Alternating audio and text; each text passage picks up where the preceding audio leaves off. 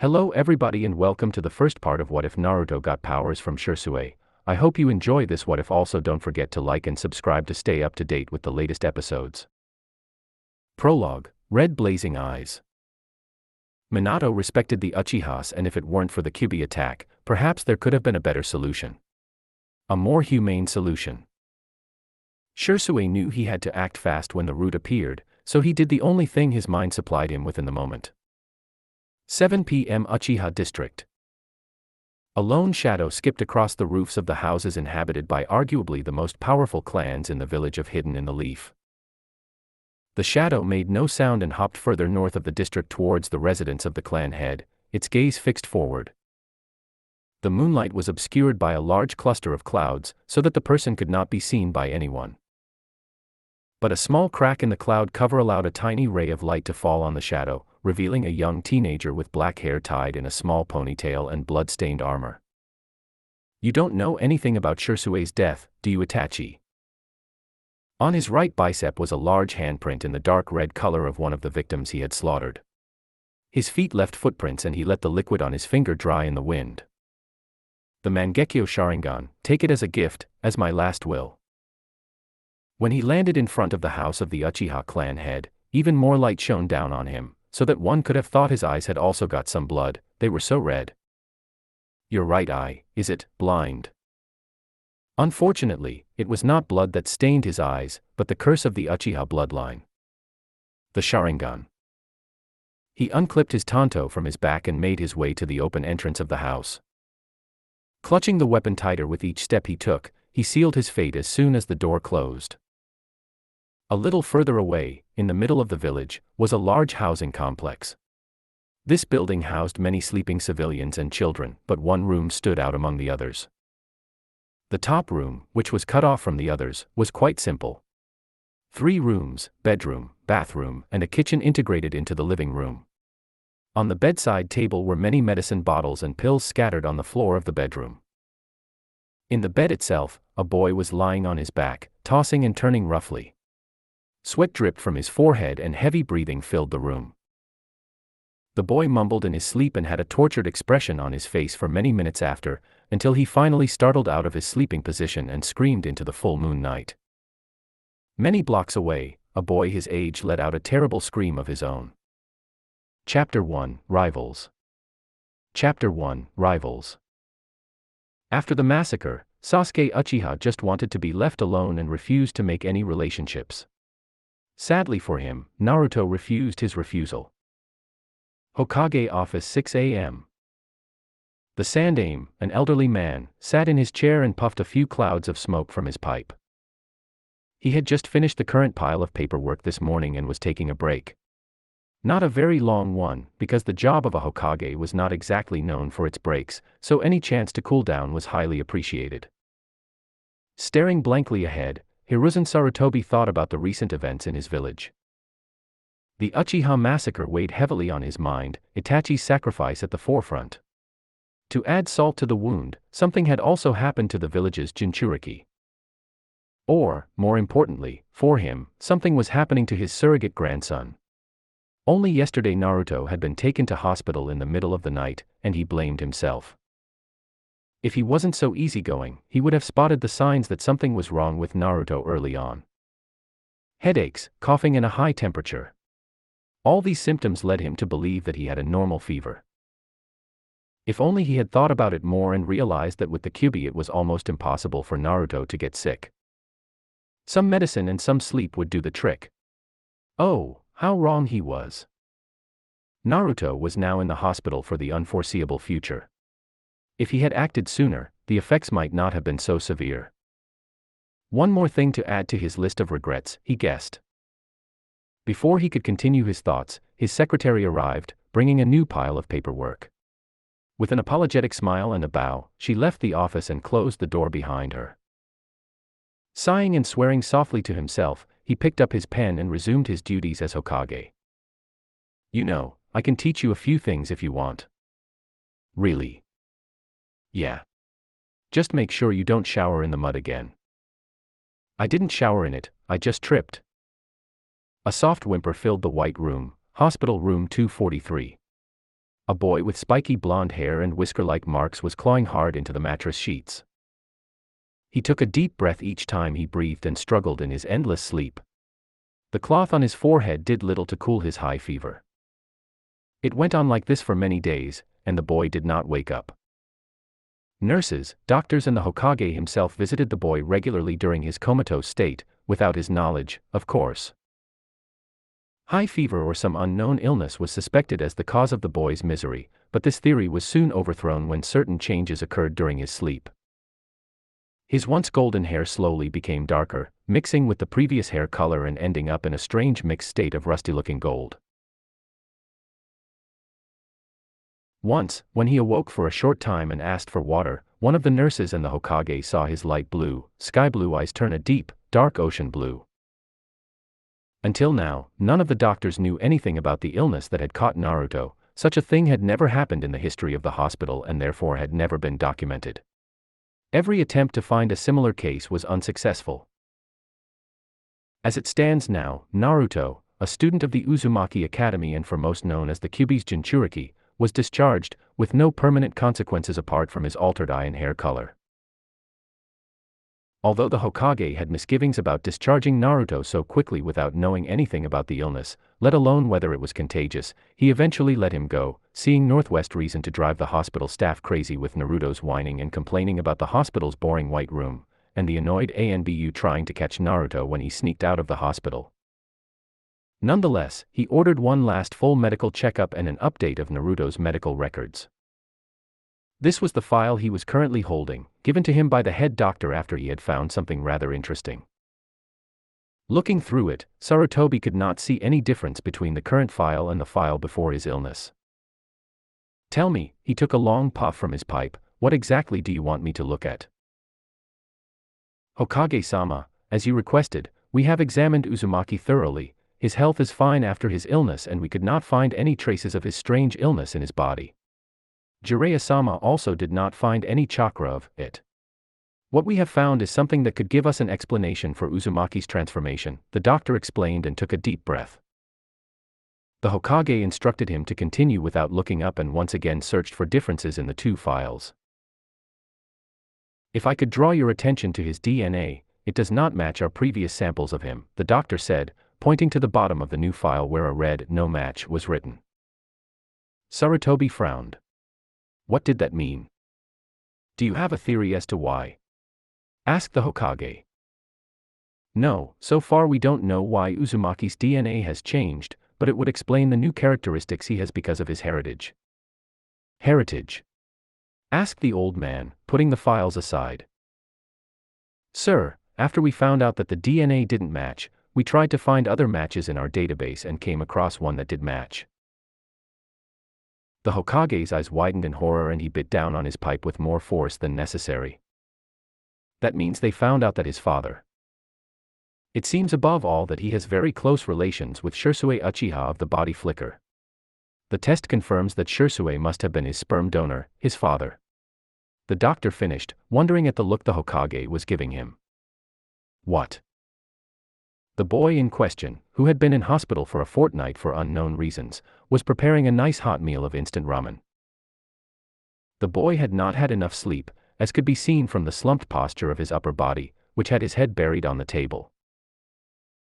Although he was discharged from the hospital and was mostly fine, there were a few moments when he felt sleepy all of a sudden. The timer he had placed next to him, set for 3 minutes, switched off and jolted him rudely awake before he threw it out of the room, probably breaking it in the process. Damn, that was the third time this week. He sighed and stood up to pick it up. Fortunately, the outer shell protected the inside, where the fine machinery was, from breaking. With a sigh of relief, the boy walked back to his ramen, muttered a soft, "Thank you for the food," and pounced on the hot noodles. In his head, he was cheering himself on to hurry up as he had overslept a little and might be late for the academy. Not that he was overly concerned about being late. It would just suck to get a lecture from Irika or Mizuki about his tardiness. Again.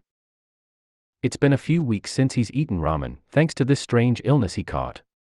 He still has no idea why or how. In any case, it has nothing to do with his dumpster diving weekend.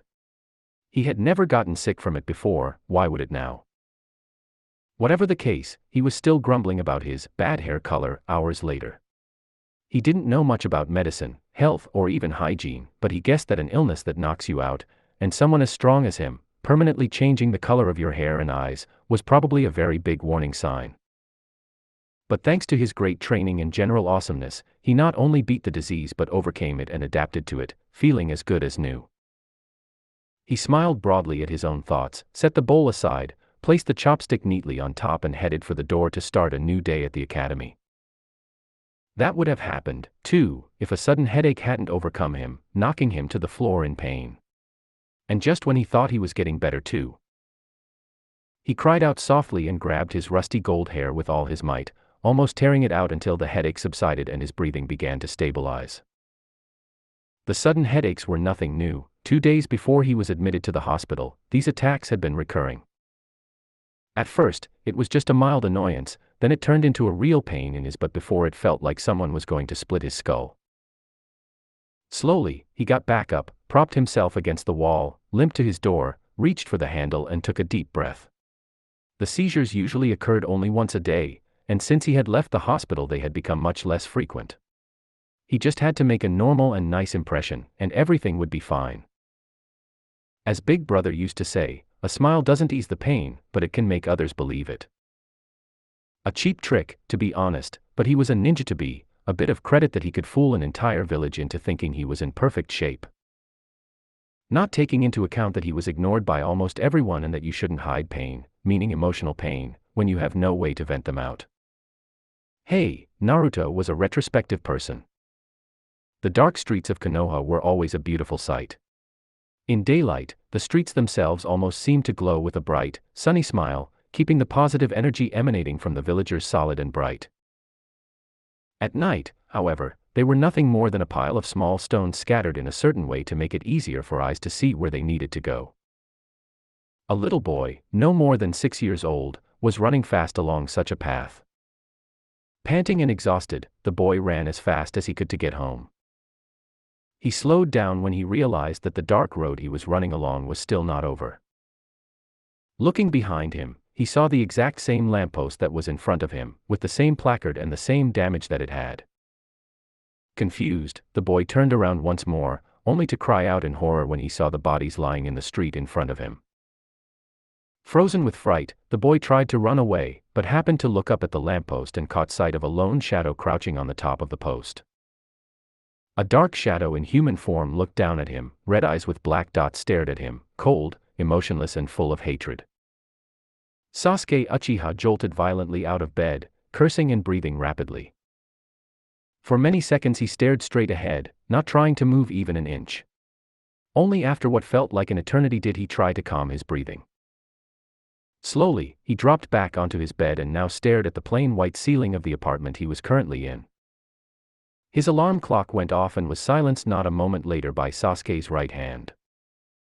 Waiting a few more moments to let the nightmare fade from his mind, he got up and went to the bathroom to get ready for the day. After brushing his teeth and taking a quick cold shower, he set about preparing breakfast. It was bland, quick, and easy to digest. He set the dishes aside for cleaning later, grabbed his keys and headed out. And make sure you always eat the fruits and vegetables I put in your lunch, young man. Then he went back to the kitchen and grabbed an apple to take with him on his way to the academy. Naruto ran as fast as he could to the academy. Thanks to the math lessons he had received at the academy, he knew that if he hurried he would make it just in time. He could already see the academy next to the Hokage Tower, down the street, before a slight throbbing in his head signaled that another headache was on the way. Naruto gritted his teeth. This wasn't supposed to happen after he'd already had one not 20 minutes ago. In a split second, he made a decision and ran into a nearby alley where no one would see him. Before he could check to see if anyone had followed him, a pain shot through his head and he fell back to his knees. But with a pained gasp, he realized that it was less painful than in his apartment. And a few seconds later he was gone again. Naruto took this as a sign that the sickness he had caught was slowly subsiding and he sighed in relief. Leaving the alley, he continued his run towards the academy, not noticing that his completely obsidian black eyes had replaced his deep ocean blue ones. Sasuke listened to Iruka-sensei's lectures with only one ear and looked outside where the clouds were passing by. He didn't want to be disrespectful to his tutor, but every lecture of his so far was just boring. Certainly informative, it was a quality lecture he got every day, but also very boring. Not even the finest art of speaking or the most exciting way of writing could make math more bearable. If it was at least history, but they were almost done with that this year. It was a waste of time, said a darker part of him. He could have trained more for when he would inevitably come face to face with this man. Involuntarily, he gritted his teeth and clenched his hands into fists so that his knuckles turned white. Then he suddenly jerked his head towards the door, where a fellow orange-haired student was gasping for breath. "Naruto, please tell me why you're late this time. I thought you finally understood after last time," shouted Iruka angrily. Naruto just smiled back sheepishly. "Sorry Iruka-sensei, my alarm didn't go off," he replied. A disappointed sigh escaped Iruka's lips. "That means another detention for you, Naruto. Now go and find a seat." Naruto. That was his name. He was the guy who claimed to be his rival. As if the difference in power between them was so great that it wasn't even worth his time. He didn't need a rival. He just wanted to be left alone. Is that so hard to understand? He heard footsteps beside him and the chair moved back. Oh great, so the loudmouth had decided to sit down next to him. Of course, he might have guessed. Luckily there was a god up there, at least some kind of small deity, who was looking out for him at that moment, because the blonde, wait, was his color always that blonde? Now that he looked closer, his normal, sun-kissed hair had a very, he thought, ugly brown mixture that made it look like his previous hair had been solid gold, but it was beginning to rust. When he looked at the amber-haired kid again, he could see even more changes. Subtle but noticeable changes. Wait, hadn't he been sick or something for the last 4 weeks? It wouldn't have been noticeable to Sasuke, since he had only been released from the hospital a few days ago, but he had heard from the other students that it was so quiet without him. They meant Naruto, and he had to admit that the few days without Naruto in the classroom were even more boring. At least he could chuckle inwardly at his abysmal performance at almost anything that wasn't physical. "Sasuke, can you show us your performance now?" their sensei said, robotically checking the last name on his list for the shuriken throwing exercise. Blinking, he looked around. He and his class were in the nearby clearing that served as the academy's training ground. Weren't they in the classroom right now? He shook off his confusion, walked silently to the stand and took 5 shurikens in his left hand. He narrowed his eyes at the 5 different mannequins scattered and hidden in the forest in front of him. With one throw, he released all 5 deadly iron stars, and with a satisfying thud sound, each of them hit its mark. Not a second later, to his chagrin, almost all the girls shrieked in amazement at his skill. In a somewhat dampened mood, he went back to his place and tried not to look at any of the girls who were swooning over him. "What's so special about that? I can do it too," yelled a voice behind him, Naruto very angrily. It just wasn't fair that the stuck-up bastard was getting all the attention. Without even a hint of permission or shame, he went to the stand and took 5 shurikens as well. "Naruto, let's not," Iruka said, trying to calm the boy down before he did something stupid, but he didn't have time to finish his sentences before he made a substitution with a log hit by 5 shurikens. "Did Naruto throw them behind him or something?" asked Iruka, panicking on the branch above the tree he had been standing on earlier. Wait. "Stop imitating Sasuke-kun, Naruto," shouted several of the fangirls or similar phrases. Naruto actually did something much more impressive, albeit unintentionally. "I hope so," shouted Iruka, jumping back down.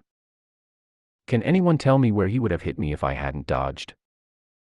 Many of the kids were quiet now, including Naruto, after thinking he had made an unabashed fool of himself. 3 of them were vital points. Finally came the answer, read equals yawn, from a pineapple head. "Very good, yes, Naruto would have hit me in the heart, liver and lungs, the other 2 were my 2 eyes. Anyway, the point is that while he didn't hit the right targets, what he did hit, he hit with impressive accuracy." Naruto slowly smiled at the compliment his teacher paid him. "But that doesn't excuse the fact that not only did you miss the main target, but you also hit an ally, and if you were unlucky, you might have even killed another leaf ninja. That's extra detention. And as quickly as his smile formed, it wiped away. Oh man. Later, when he was alone in the detention room, except for Irika himself who was handling some papers, his thoughts drifted back to his blight, Sasuke. Why did someone so rude, and a total douchebag to boot, have so much talent? At the thought that he was actually weaker and less talented than Sasuke, he forcibly turned his head away from the window as if to escape that realization. Patience, soon I will surpass that damn bastard. Later, when he was going home, he was lucky enough to meet him on the way. Well, meet is not the right word, rather he watched him standing in front of a small lake in the park like a total idiot. He figured this was a good moment and ran up to him to announce his intentions and their future together. For his part, Sasuke tried to sort out his emotions and feelings again. Although his long stay in the hospital had helped him to cope with everything, he still had to deal with all the misfortune he had left behind. Ranting at this thought, he turned to continue his way home, only to run into the loudmouth himself. Pointing an accusing finger at him, the amber-haired boy all but shouted in his ear, "We're now officially rivals." Stunned by the shock of such a ridiculous statement, he blinked and tried to walk past the boy. If he really believed they were equals, he would not want to indulge his fantasy. He had better things to do than lecture people about the reality of their situation. "Hey you bastard, don't you dare ignore me." Although this person was trying Sasuke's limited patience. "Go. I don't see us as equals." The cold reply came from him. Great, now he was actually responding to the madman. "I know you're probably thinking why I need a rival. It's pretty easy to understand, but since you're the weaker of the two of us dash. Is that what you really think?" Sasuke turned and stared straight at Naruto. Did he really think that the second to last in the class was stronger than him? Was his ego really so absurd that he imagined he was better than him, who had trained his ass off to become so strong in the first place? "Isn't it obvious?" Came back the confused reply. It was as if he actually thought he was stronger than him. Tisk. Sasuke tried to ignore his headache and continued on his way home. He really didn't want this conversation. He just wanted to go home and rest up for the day. "Alright then. I'll see you tomorrow, rival." "We're not rivals." Line breaks. Chapter 2, Clans. With the final exams of the academy on the horizon, Sasuke Uchiha tries to get as much training as possible. It's just too bad that a particular rival annoyed him to no end. The new genin group with the most clan heirs was in their final year of the academy. After they successfully passed the last exam, they were officially genin. Well, not quite, but they didn't need to know that yet. And every year there was also a title a student could get. It was called Rookie of the Year. That meant that this kid had the highest grades of the entire class he was in. It was separated by gender, meaning that a girl and a boy could get the title. Something that also existed, although not officially, was the title of Dead Last. It simply meant that this child had the worst grades in his class. Sasuke Uchiha rarely cared what others thought of him. After the massacre of his family caused by his insane and murderous brother, he cared even less what people thought of him.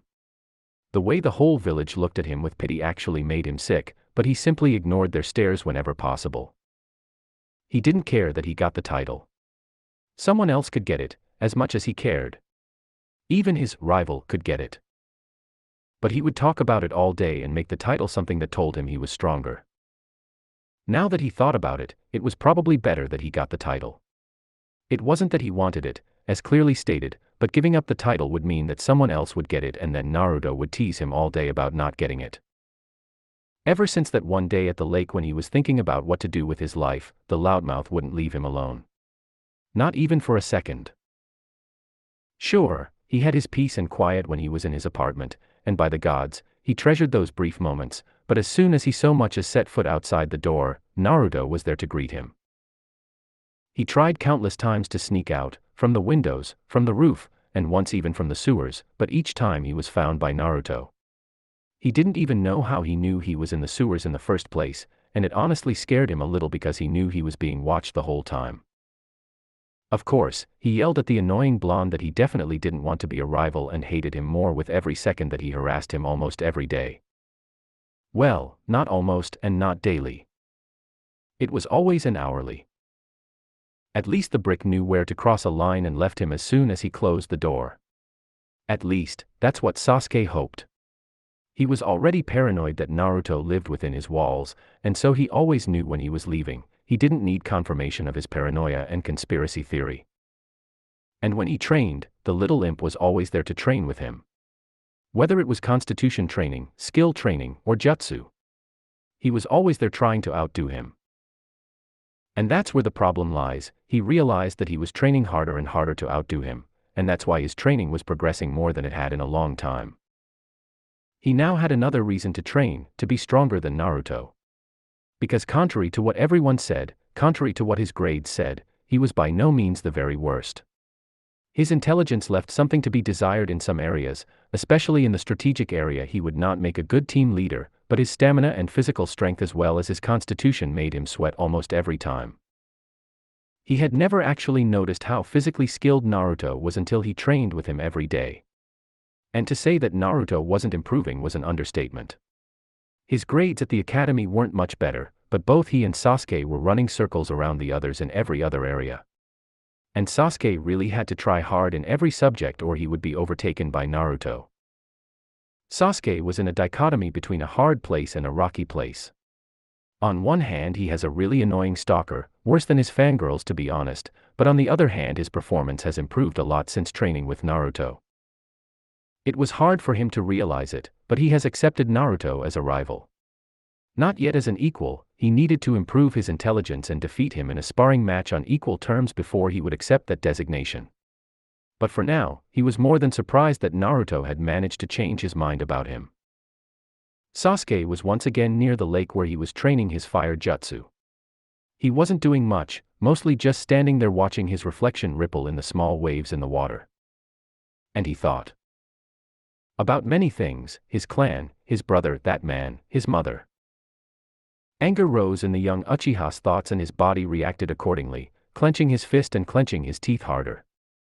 A glare appeared in his eyes, and a grimace made its way across his face. "Hey Sasuke!" Before it could escalate further, a loud shout behind him brought him out of his thoughts. Sighing inwardly, he knew all too well who that voice belonged to. He wasn't even surprised that the blonde boy had followed him all the way inside the Uchiha district. Before the massacre, hardly anyone had entered it, almost not at all, and afterwards it had become practically an empty shell. All the villagers consider it cursed and the ninjas do not enter it out of respect. And perhaps also out of fear that Itachi might appear out of nowhere and kill them with one blow. When he turned around, he found himself facing Naruto, who was looking at him quizzically. What? He ignored him and walked closer, making sure to keep a distance of 1 meter between them. "Well, I was going to ask what you were doing looking so gloomy." He frowned and turned his head away to stifle a shout. "What do you care?" he said through clenched teeth. "You're my rival for one dash, we're not dash, and second, I know what it feels like," Naruto continued. Sasuke turned his head back and looked at the blonde. "You're lonely." Sasuke stared at the blonde a little longer. That such a thing could come from him was amazing in itself, but what was even more amazing was the look the blonde wore. His black eyes were dull and empty. Naruto really meant what he said. "How would you know how I feel if you never had a family?" shouted Sasuke. He didn't need pity, and certainly not from someone like Naruto. He accepted him as a good training partner and had a somewhat pathetic respect for him, but that respect certainly didn't give him the right to talk to him about things he didn't even understand. Startled by Sasuke's indignation, Naruto was stunned for a few seconds, enough time for Sasuke to walk past him. Naruto looked behind him and saw Sasuke disappear into the setting sun. Meanwhile, he was still standing there, not really knowing what had happened. Slowly, he turned around and put his left foot forward. He did the same with his right foot and walked back to his apartment, completely done with the day. Hiruzen was still in his office, even though most of the population of his village was already asleep. It wasn't like anyone was waiting for him at home. At least not anymore. He stopped his train of thought at that point and focused on something that had been bothering him for the past few days. Especially the situation with the Uchiha massacre. With his information and the ANBU he had left behind to watch Sasuke, a more friendly relationship and an even stronger rivalry was developing between him and Naruto. This in itself was not a bad thing. In fact, it would have been good news for him after all the isolation the boy was experiencing from most of the villagers and shinobi. It was just bad timing that his whole world was turned upside down and that Naruto had to befriend the only person in the entire village who had anything to do with his illness. Hiruzen took a long puff from his pipe after that thought. After getting the medical files back and making a few more for good measure, it was now inevitable. Naruto Uzumaki is a pure-blooded Uchiha. And that was the mystery that had been gnawing at his brain for several days. And what made it worse was that he had no idea how he was one. He was pretty sure that the Naruto who walked around the village, who he celebrated his birthdays with, was the same Naruto that Minato and Kushina had left in his care. And unless he's going senile, he clearly remembered Minato saying that he was his son. And what about his biological father now? Shisui, of all people. Was Minato lying, or was the test lying?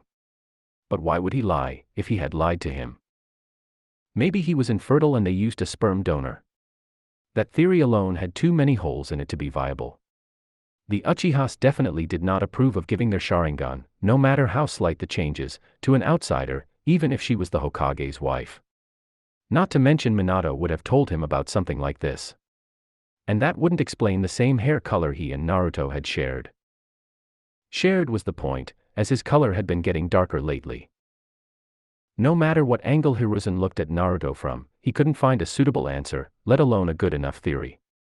The only theory he had was that Minato meant, he's my son figuratively and not biologically. That would clear up that point, but it wouldn't explain why Naruto's hair color was yellow a few weeks ago. And it certainly wouldn't explain why he had Uchiha blood.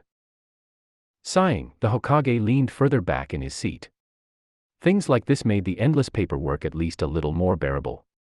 But he was the highest authority in the village and had his duty. He picked up a pen and shuffled a few papers, setting them aside. Sasuke all but stormed back home, smashing the door shut. Gritting his teeth, he forced himself to calm down.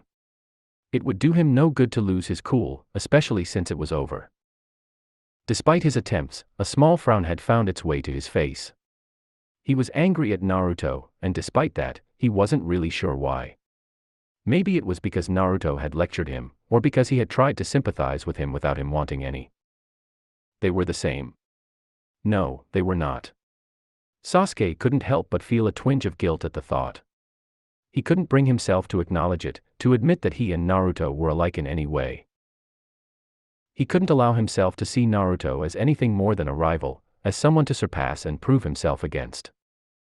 And every step he took to his room was filled with memories of a better time. A time a few weeks ago. Naruto opened his door to his apartment. The smell of ramen was still lingering in the air. He probably should have opened a window or something. Closing the door, he made his way to his bathroom. Normally he would have something to eat for the night, but he wasn't really in the mood to be awake for any longer than necessary. Reason was the outburst with Sasuke, of course. He was still trying to figure out what he had said wrong. Suddenly scowling, he thought about how Sasuke probably didn't consider his feelings to be real. What did he say? How can you know how I feel if you never had any parents in the first place? That was a low blow, even for Naruto. Especially after he only wanted to help him. TSK, fine. If the jerk doesn't want him as a friend, then he doesn't need him. With his mind and teeth cleaned, he jumped on his bed and covered himself in his blanket. He's gonna show him that he doesn't need him. That night Naruto didn't sleep very well. Awakening Chapter 3, Bloodline Part 1. Team 7's first ever C-rank mission turned out to be a red herring, and instead of an easy time, they instead are greeted with the very real concept of death. Tazuna's house. It was late outside, the moon was shining bright, reflecting the sun's light back to the earth. All the animals and humans were asleep, except for the owls and other nocturnal rodents, who were busy hunting for their next meal. In a certain house, a young man named Naruto Uzumaki was wide awake. He lay on his futon, using his arms as a pillow to cushion his head from the hard floor. At least the futon came with a warm blanket, and he had his trusty pajamas on to keep him cozy. But why was he still awake? He was thinking, of course. The last few months had been hectic for Naruto. In fact, the last few years had been pretty eventful too. It seemed like nothing much happened, except for that whole rival thing. Naruto sighed involuntarily. After that day, his rivalry and friendship with his raven-haired rival had suffered greatly. He had tried his best to patch things up, but he couldn't even get a glance from the other boy. To make matters worse, Sasuke was still training harder than ever. Naruto had kept his promise to himself, though. He hadn't backed down and had ignored the whole situation. Screw Sasuke, he thought to himself. Naruto had acquired his current strength and power all on his own, without any help from a giant magic chakra battery or hack's eyes. He wasn't sure what hacks meant, but the point was that he had grown significantly in recent times. So why did he still feel useless in the heat of a real battle? During the Demon Brothers' ambush, he had been frozen with fear. Only Sasuke had had the courage to attack and deflect an attack aimed at him. Naruto had felt utterly useless in that moment and had sworn a blood oath to never let something like that happen again. Of course, he had made this promise just as things were about to get really bad. His luck, it seemed. Still, he could proudly say that he had played a major role in the fight against the demon of the hidden mist, Zabuza Momochi. If it weren't for the hunter Nin who had killed Zabuza at the last minute, rescuing Naruto and his sensei, Kakashi, he might have been able to claim partial responsibility for the victory. Naruto wasn't sure how much that was worth, but it did feel good to have some fame and glory, especially when it was hard-earned and deserved. But it seemed that fate had other plans. As soon as Kakashi woke up from his exhaustion at Tazuna's house, it became clear that the powerful missing Nin was still alive. Kakashi organized an emergency training session, of course, which involved something about sticky chakra and, well, the point was that they learned how to walk up trees and other surfaces. After the battle, Naruto took what he could get, and if all he could get was a better way to climb, then so be it. He wasn't the one who would get sued if he died. The bridge. Leaping from tree to tree, Naruto rushed after his teammates, who were already at the construction site. Cursed be his earlier tantrum that caused him to sleep outside. At least he got to meet Haku. The attempted kidnapping of Tsunami was a surprise, to be sure, a surprise by Gato that he thwarted. Nevertheless, he bound the two henchmen and hastened as quickly as possible to the bridge. As for Sasuke, he was currently fighting for his life. Such is the standard for shinobi. Though it was elevated by his fighting a Kekkei Genkai user, one who could use ice as a medium for his jutsu, to be precise. Not that he was envious, not at all. Though he did wish his fire jutsu could at least melt the ice mirrors surrounding him, rather than serve as a teleportation device for the hunter Nin. Or, at the very least, give him some warmth on this cold day, for the ice did not help his hypothermia. Dodging another volley of ice senbons. Why couldn't he make those out of fire and save some money, and throwing some shuriken he still had uselessly against the ice, because at this point, what could he do? He once again took a stance, frantically moving his eyes around to find the next attack point. It was at this point that he could see an orange blur arriving at the foot of the bridge. He let out a sigh of relief. It was about time that fool arrived. Any longer and he would be kebab. Weird, what was a kebab? It sounded delicious. Sakura, who was guarding their client as fiercely as she possibly could, was also relieved that Naruto had arrived. No matter the results of the academy, she knew he was far superior in terms of physicality, and could help Sasuke better than she could. As for Naruto, he was simply happy to see his teammates unharmed. Well, except for Sasuke, but he was still standing, so he was as good as healthy as he could get. Kakashi did not see his last pupil arrive at the fight, but he did sense his enormous chakra coming nearer and nearer to their location. The same could be said for Zabuza, who was now actively sensing Naruto's chakra, but in addition to that, he was also very much surprised by the much larger chakra reserves than him. No matter. He could have the chakra reserves equal to all of the 5 Kages, if he could take out anything from their first fight. This was their first real encounter with a missing Nin. It was just their own misfortune that they encountered him and Haku. Their plan that took him out was by all means a fluke, a lucky shot. That it resulted in his defeat and subsequent death, if it weren't for Haku, was promptly acknowledged and ignored. It should be said that every missing Nin has pride to protect, and that pride was severely injured by him being defeated by some genin. Slicing once again at his opponent, Zabuza concentrated his full attention on Kakashi once more, wanting to get this over with as soon as possible. Kakashi sprang to the side, narrowly avoiding the attack as he countered with a flurry of punches and kicks. The two warriors moved with the speed of lightning, their agility and strength on full display as they fought. Zabuza's cleaver proved to be a formidable weapon, its massive size and sharp edge making it a force to be reckoned with. But Kakashi was no slouch either, his years of training and experience making him more than a match for his opponent. The two warriors clashed again and again, their weapons ringing out as they fought. Kakashi was the first to land a solid blow, his kunai slicing through Zabuza's right shoulder and drawing a line of blood. The cleaver responded to the presence of blood, repairing itself as it came into contact with the liquid. Zabuza let out a fierce cry, swinging the weapon with renewed vigor as he fought on.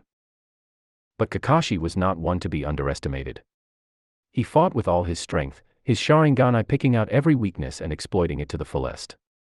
The two warriors were evenly matched, their weapons ringing out as they clashed and battled. Naruto and Sasuke were trapped inside Haku's dome of ice mirrors, the young ninja's agile form darting and leaping from one mirror to another as he attacked them with a hail of senbons. The tiny projectiles flew towards them with deadly accuracy, forcing Naruto and Sasuke to move quickly to avoid being hit.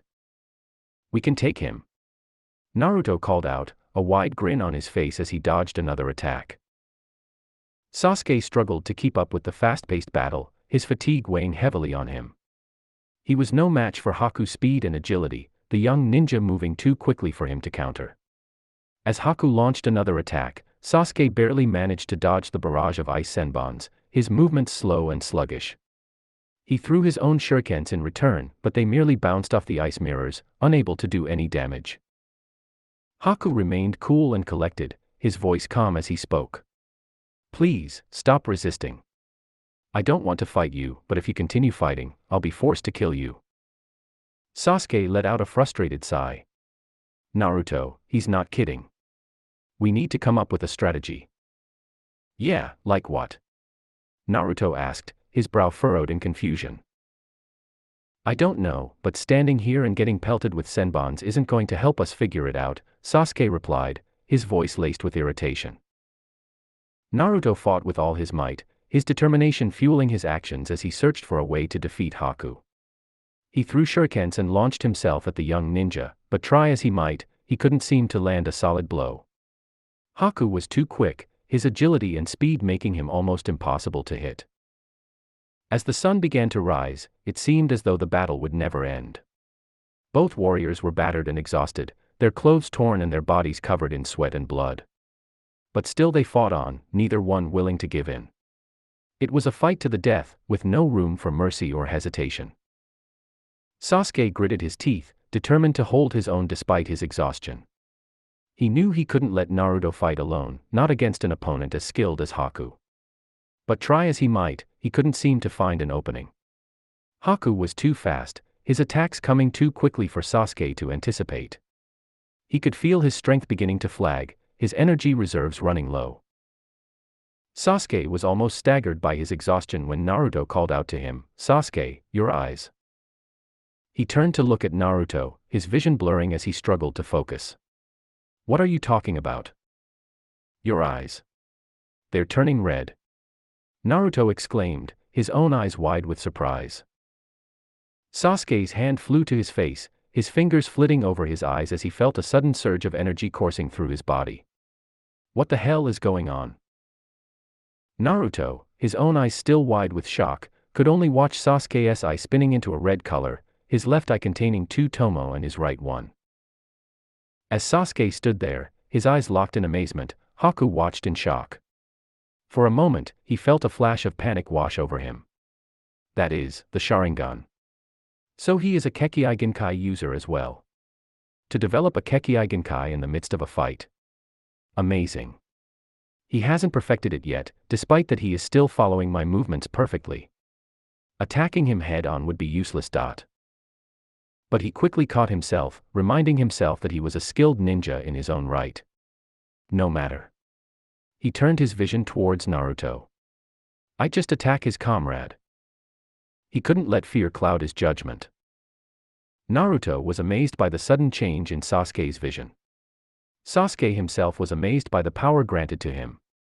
He could see everything in such detail, the smallest muscle movements visible to him. It was like a whole new world had opened up before him.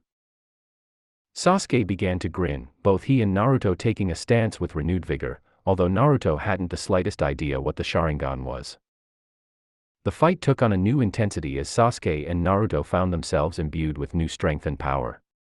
Sasuke's movements became faster, his attacks more precise, as he battled Haku with all his might. Haku continued with his strategy of sending senbons at them, but was soon to find that it wasn't working as effectively as before. Sasuke, with his Sharingan now awakened, could precisely predict the projectiles and easily sidestep them. Grinning with determination, he threw his own shuriken and kunai at Haku when he moved to another mirror, some of them hitting their mark and causing the ice ninja to bleed from various cuts. Naruto, although not as agile as Sasuke, was a formidable opponent in his own right. He seemed to have a natural ability to dodge the senbons. His movements, although clunky and ungraceful, allowed him to weave between the icy projectiles. Despite being pricked with them repeatedly, he showed no outward reaction to the pain, his determination never faltering. Haku knew he couldn't keep this up much longer, the strain of maintaining the ice dome taking a toll on his chakra. But he refused to give up, attacking relentlessly and not allowing the duo a chance to come up with a strategy. All the while, he was desperately trying to come up with one of his own. Despite his fatigue, Haku fought with all his might, his ice senbons raining down upon the genin as they fought to defend themselves. The two young warriors fought back with their shurikens and kunais, their weapons clashing against Haku's icy projectiles as they tried to gain the advantage. But Haku was a formidable opponent, his mastery of ice techniques allowing him to hold his own against the duo. He moved with elegance and precision, his attacks precise and deadly as he sought to bring down his opponents. Naruto and Sasuke, however, were no pushovers. They fought with all their might, their determination and skill giving them the strength to keep fighting even when it seemed that all hope was lost. A hail of senbons flew towards Naruto, who was too slow to react. Sasuke, his Sharingan blazing with heightened awareness, easily dodged the incoming projectiles.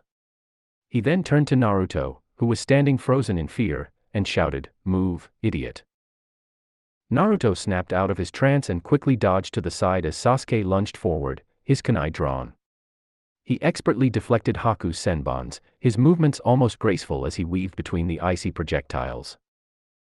Haku, realizing he was outmatched, tried to retreat back into his mirrors, but Sasuke was having none of it. He charged at the ice ninja with a fierce determination, his Sharingan allowing him to predict Haku's every move. The two warriors clashed, their weapons clanging together as they fought with all their might. The battle raged on, neither side giving an inch as they battled for supremacy. As Kakashi and Zabuza clashed on the bridge, both warriors were beginning to show signs of fatigue. Kakashi's Sharingan spun at a dizzying pace as he dodged and countered Zabuza's powerful attacks with pure instinct. Zabuza, wielding his massive cleaver with deadly precision, also felt the strain of the fight. His weapon was showing signs of wear and tear as it clashed with Kakashi's kunai, and Kakashi was well aware of its special property to absorb the iron in blood and repair itself. He fought even harder to avoid being injured by it. The two warriors circled each other, their weapons at the ready. Zabuza struck first, bringing his cleaver down in a powerful arc towards Kakashi. But Kakashi was ready for the attack, his Sharingan giving him the ability to predict Zabuza's movements with incredible accuracy. He deftly dodged the cleaver and countered with a swift strike of his own, his kunai slicing through the air towards Zabuza's chest. Zabuza managed to block the attack with his cleaver, the two weapons clashing with a loud metallic ringing. He growled in frustration and swung his cleaver again, this time aiming for Kakashi's head. But Kakashi was too fast, his body moving with lightning-quick reflexes as he dodged the attack and countered with another strike of his own. The battle raged on, each warrior determined to come out on top. They fought with all their might, their weapons clashing and their bodies moving in a blur of motion as they battled for dominance. As the battle raged on, the tides had begun to turn in favor of Naruto and Sasuke. With the help of Sasuke's newly awakened Sharingan, the duo had gained the upper hand against Haku. Haku, realizing that the battle was not going in his favor, began to panic. He tried to come up with a new strategy, but it seemed that every move he made was quickly countered by the duo. Despite his best efforts, Haku was no match for the combined might of Naruto and Sasuke. The two genin were now in the advantage, their determination and skill giving them the upper hand in the fight. Naruto and Sasuke were starting to gain more and more ground against Haku. The young ice user was struggling to keep up with their fast-paced attacks, his movements becoming more and more sluggish as he tried to defend himself from their relentless assault. Both of the young genins were like a well-oiled machine, their movements perfectly synchronized as they pummeled Haku with a flurry of punches and kicks.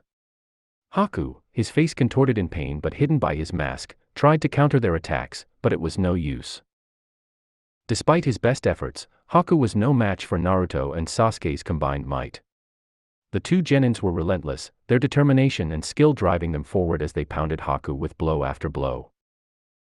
Finding a single opening in their attack pattern, he jumped far back, retreating into his mirrors. Haku, his body battered and bruised, was on the verge of collapse. He knew he couldn't keep up this pace for much longer.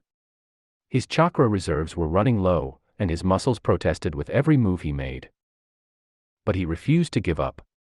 He was a missing Nin, Zabuza-sama's tool. He had nothing left to lose, and he would fight to the bitter end if it meant proving his worth as the perfect tool for his master. As the battle reached its climax, Haku knew that he had to pull out all the stops if he wanted to win. With a fierce determination in his eyes, he launched his final attack, a barrage of ice senbons that rained down upon the genin. Naruto, despite his best efforts, was unable to dodge the attack and braced himself for the impact, shielding himself with his arms and awaiting the pain. But to his surprise, the senbons never reached him. Sasuke stood tall and resolute, his Sharingan eye spinning as he watched Haku's final attack hurtle towards them. Without a moment's hesitation, he stepped in front of Naruto, his body becoming a shield between his teammate and the incoming senbons. The shards of ice pierced his flesh, each one hitting a vital spot as they embedded themselves deep within his body.